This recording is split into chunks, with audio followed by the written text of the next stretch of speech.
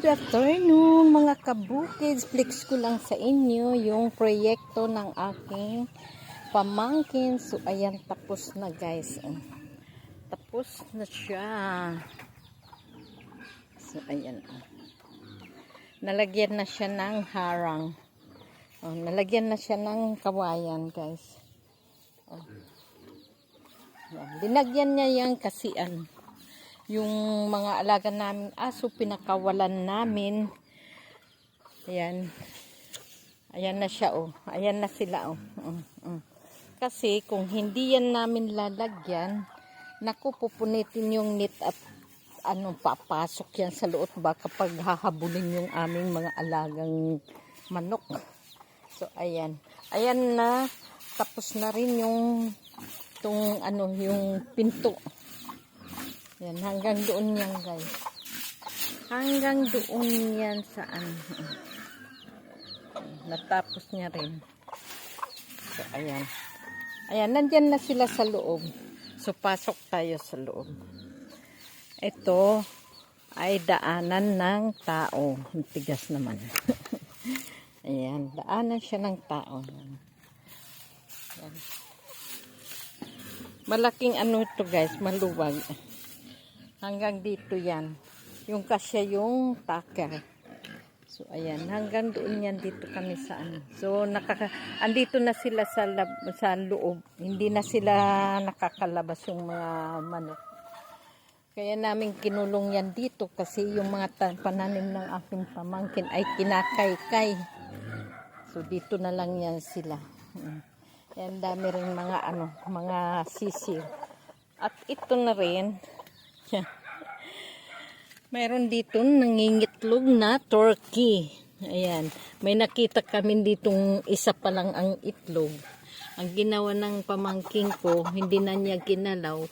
Nagyan na niya ng sapin at saka bubong. Ayan. Bahay. Tapos pwede rin siyang isara. Ganun. Pag malakas yung, ay nakatali siya. Ayan. Ibababa lang dito yan. Hindi ko mababa kasi nakatali siya. So, ayan.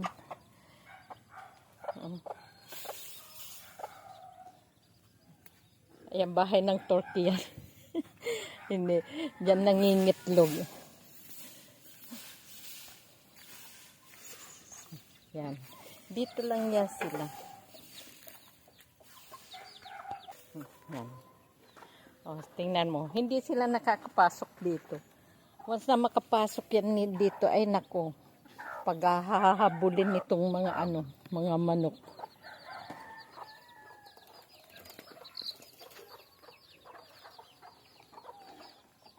Ay, malapit na din yan. Hindi pa napapakain kasi yung pamangking ko ay may ginagawa pa. Hindi pa sila napapakain. Pati itong alaga namin oink-oink. Ay, nahulog. Lalabas tayo. Ngayon naman, ang kanyang hinaharap, mayroon siya ngayong ginagawa. Bato, tigas. Yan.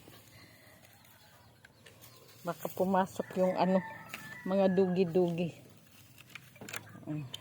Ngayon naman guys, dinagyan niya ng mga pusti-pusti. Hala, lumabas yung sisi, baka na itong dugi. Linagyan niya ng mga pusti kasi may gagawin daw siya. Yan. Diba? Magtatanim daw siya ng dragon fruit.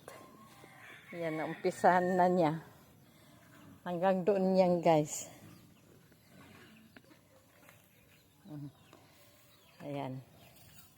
Dragon fruit naman ang niya. Itatanim. Yan, pinababayaan ko na lang yan kung anong mga pinagagagawan niya.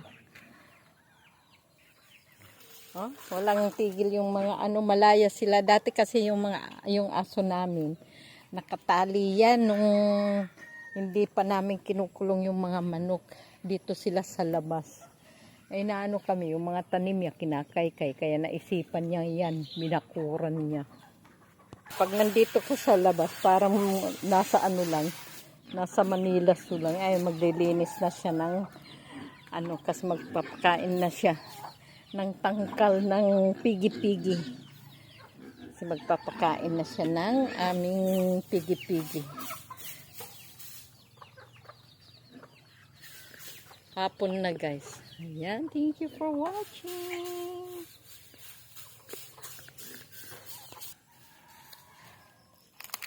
Okay, hanggang dito yan. Ito ay puno ng ano yung buyo. Sino nagnganga dyan? Ito madami. Libre lang. Kuha na lang kayo.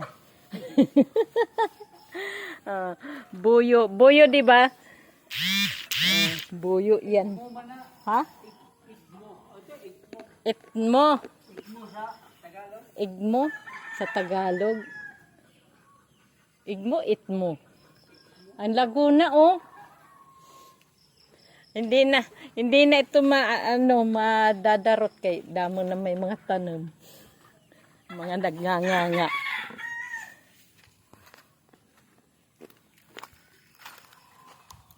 Igmo. Itmo.